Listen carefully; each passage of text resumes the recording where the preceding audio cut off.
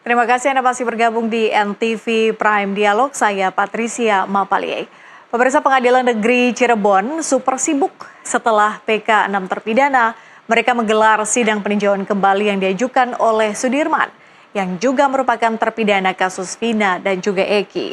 Menurut kuasa hukumnya, Titin Prialianti, Sudirman tingkat kecerdasannya di bawah rata-rata.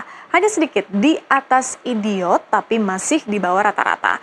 Apakah dengan begitu Sudirman sebetulnya tidak layak diadili dalam persidangan tahun 2017 silam?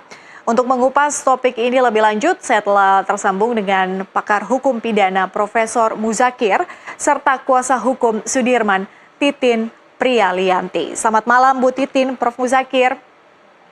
Selamat malam, Assalamualaikum. Waalaikumsalam warahmatullahi wabarakatuh.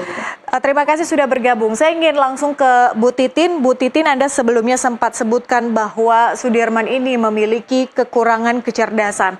Saya ingin Anda elaborasi terlebih dahulu. Sebetulnya kekurangan kecerdasan yang dialami oleh Sudirman itu sebetulnya seperti apa, Bu? Sebetulnya kan informasi ini saya dapatkan dari 2016. Jadi kalau di Cirebon itu mereka sih ngomongnya idiot gitu. Sebetulnya kan bahasa itu juga dianggap kurang tepat. Tetapi kalau masyarakat di sana memang seperti itu. Sudirman tuh kayak orang kaya rada, bahasa-bahasa katanya seperti itu. Dan sebetulnya di sidang 2016, karena memang saya susah berkomunikasi dengan Sudirman, kemudian juga ada informasi tidak hanya dari orang tuanya tapi dari masyarakat sekitar, itulah sebabnya saya mengajukan permohonan di sidang 2017 pada untuk Sudirman diperiksa secara psikologis gitu, diperiksa kemampuan berpikirnya karena memang sangat sulit berkomunikasi, tetapi waktu di 2017 itu ditolak walaupun saya sudah mengajukan permohonan. Kemudian ternyata ada kebiasaan-kebiasaan Sudirman yang sudah diketahui banyak orang gitu, diantaranya dia punya selalu ingin menyenangkan orang lain walaupun itu bahaya buat dirinya sendiri. Kemudian dia sangat patuh kepada orang lain, apalagi saat diintimidasi. Jadi apapun yang disampaikan orang lain itu dia manut gitu. Kemudian dari kebiasaan-kebiasaannya memang Sudirman kan lulus SD di usia 17 tahun. Nah, ketika misalnya dia menolak sekolah, itu sikapnya berbeda dari orang lain. Misalnya anak-anak lain ketika ngambek sekolah kan biasalah paling nangis atau kalau Sudirman enggak, baju sekolahnya itu digulung-gulung, kemudian dia masukkan ke kaos dan dia berlari-lari. Atau dia sembunyikan baju seragamnya itu ke bawah kolong kasur gitu. Itu hal-hal yang saya dapat informasinya dari keluarga Sudirman. Jadi 2016 itu informasi yang saya dapat gitu. Tiba-tiba di 2017 saat Peggy tertangkap juga Sudirman lah yang hanya ditaruh di Polda Jabar, sementara yang lainnya di lapas-lapas yang sudah ditunjuk gitu. Dan ternyata di situ juga Sudirman mendapat intimidasi lagi gitu. Dan kalau peristiwa di 2017 kan seolah-olah semua pengakuan itu disampaikan oleh Sudirman, menunjuk si A, si B, si C gitu. Tetapi ketika termasuk yang 3 DPO itu, tetapi ketika saya komunikasikan dengan cara saya, Sudirman sebetulnya siapa sih yang nyebutin nama-nama itu gitu. Jadi bahasanya tidak bisa bahasa yang terlalu dewasa. Ya bilang bukan saya disuruh polisi. Jadi komunikasinya begitu sulit untuk Sudirman ketika harus menyatakan kamu harus bagaimana. Nah, kemarin juga seperti itu. Ketika saya menengok kemudian juga menyatakan Sudirman besok PK. Iya, saya udah nggak sabar Bu gitu. Dan di sana kan ada psikolog. Kemudian pertanyaannya kan sederhana. Saya nanya gini, waktu itu coba Bu digali pertanyaannya. Saya kan nanya gini, Sudirman, tadi pagi sarapan apa? Sama nasi uduk. Kasih telur enggak? Kasih, diiris-iris dia bilang. Telurnya sepotong apa ini diiris-iris. Kemudian saya nanya lagi, Sudirman, pernah enggak di lapas ini kamu makan telurnya satu? Dia bingung. Satu loh yang bulat, yang direbus. Dan itu berpikirnya lama sekali. Jadi terus juga sekolah coba tanya lagi hal lain gitu. Kemudian saya tanya hal lain Sudirman, Lilis kan adiknya. pernah nggak ketemu Lilis? Itu kan ponakan Sudirman. Iya Bu, tiap hari saya gendong. Nah kan kita kaget, dia kan di lapas. Nah itulah diarahkan oleh psikolog Sudirman. Emang Sudirman tiap hari gendong anaknya Lilis? Diam dia, jadi terlalu cepat ingin menyenangkan orang lain gitu.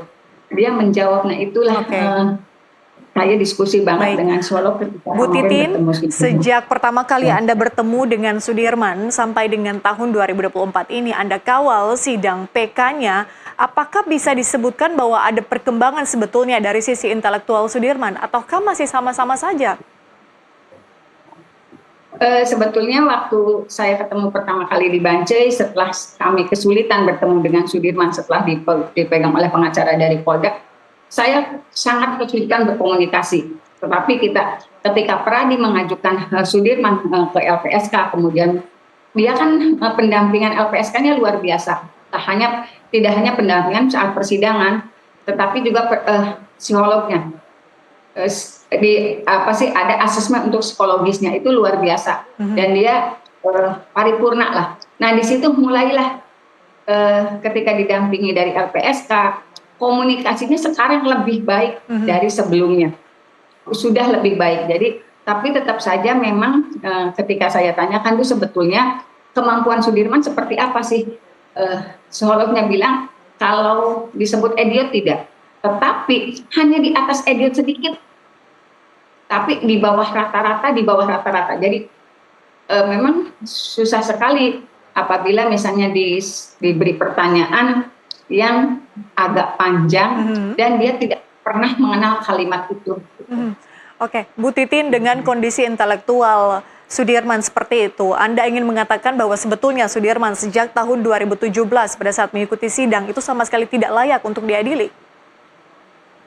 Ya, sebetulnya justru dimanfaatkan, mohon maaf, oleh penyidik dari Polres Cirebon gitu, karena ketidakmampuannya, karena dia begitu nurut, karena sebetulnya kalau dari cerita Ucil kan gitu, cerita Rivaldi, tiba-tiba ditunjuk oleh Sudirman, ini namanya Andika yang ada tatonya. Setelah saya gali Sudirman, kok kamu bisa, kamu kan nggak kenal Rivaldi. Kan saya disuruh Bu, kata polisinya, nanti kalau ketemu bilang itu yang ada tatonya namanya Andika. Jadi apapun yang disuruh oleh, apalagi dia dalam kondisi tertekan, dia mau aja. Jadi kalau saya sebetulnya ya dari dulu juga kan punya keyakinan, jangankan Sudirman, yang lain juga saya yakin kok nggak pernah ada perbuatan yang dituduhkan gitu, sampai mereka terima vonis gitu Mbak. Oke, saya ingin beralih ke Prof. Muzakir. Prof, sebetulnya bagaimana hukum memandang seseorang dengan kondisi intelektual seperti yang tadi disebutkan oleh Bu Titin, terdakwa pada kala itu dan terpidana pada tahun ini, bagaimana sebetulnya menggambarkan hukum menilai perspektif dari seseorang yang punya intelektual seperti Sudirman? Baik, ya, saya ingin menyampaikan begini. Mungkin pengalaman saya hari ini ya, karena beberapa waktu yang lalu pada mungkin sekarang saya belum tanda tangan berita acara mengenai hal itu. Saya memberi keterangan itu menerangkan bahwa ada tindak pidana pembunuhan dilakukan oleh seseorang.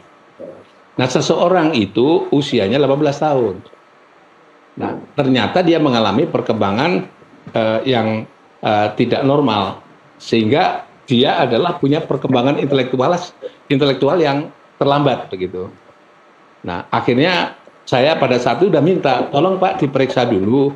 Orang ini kalau mengaku dia melakukan pembunuhan, pertanyaannya dia ini tolong dicek oleh kedokteran dari psikiater, apakah ini mengalami gangguan mental, intelektual dan sebagainya yang membuat dia itu tidak bisa mengendalikan dirinya, yang membuat itu dia tidak dapat dimintai pertanggungjawaban. Dan begitu itu keterangan itu lengkap begitu, akhirnya dari pihak yang memberi visum et repertum itu menyimpulkan bahwa ini usia 18 tahun, tapi intelektualitasnya adalah sama dengan usia 6 atau 7 tahun. Jadi jauh sekali itu. Dan akhirnya saya sepakat dengan visum et repertum dokter psikiater itu, yang intisarinya adalah bahwa yang bersangkutan itu memiliki gangguan perkembangan kejiwaan. karena memiliki gangguan kejiwaan itu, saya berpendapat bahwa setelah kami cocokkan dengan perilaku pembunuhannya, keterangan dokter dan perilaku sehari-harinya dengan saksi-saksi yang saya kombinasi satu dengan yang lain, cocokkan satu dengan yang lain, kesimpulan saya nyatakan bahwa orang itu tidak dapat dimintai pertanggungjawaban. Oke, Prof, mohon maaf sebelum dilanjutkan, saya ingin konfirmasi dulu, Anda tidak berbicara soal Sudirman? Bukan, Oke, saya berbicara ini contoh kasus yang lain. Oke, benar. baik. Yang sekarang saya belum tanda tangan, tapi kesimpulan saya sudah saya sampaikan, draft saya sudah saya sampaikan. Gitu. Ya. Itu persis sama seperti yang tadi ditanyakan tadi. Nah, untuk saya sebagai seorang ahli kan tidak boleh menyimpulkan, itu bukan keahlian saya. Ya. Maka harus minta lembaga yang memiliki keahlian dalam bidang itu yang bisa memberi keterangan tentang kondisi kejiwaannya, perkembangan kejiwaannya dan seterusnya. Dan itu ada akhirnya suratnya dari lembaga itu ada. Sebut saja rumah sakit jiwa itu ada di situ. Dan karena ada itulah maka saya berani menyimpulkan bahwa terkait dengan perilaku yang membunuh itu, anaknya ditenggelamkan dan seterusnya itu, saya katakan bahwa dia tidak dapat dimintai pertanggungjawaban pidana. Gitu. Tapi kemudian kalau memang sudah ada vonis seperti itu, tadi Bu Titin juga sampaikan bahwa itu sudah disampaikan sebetulnya di sidang tahun 2017. Tapi kemudian sidangnya terus berjalan, kesaksiannya juga dipertimbangkan oleh majelis hakim. Sebetulnya sampai dengan dia divonis seumur hidup, sebetulnya perkembangan informasi seperti itu dipertimbangkan atau tidak dalam kondisi Sudirman di tahun 2017 saat itu?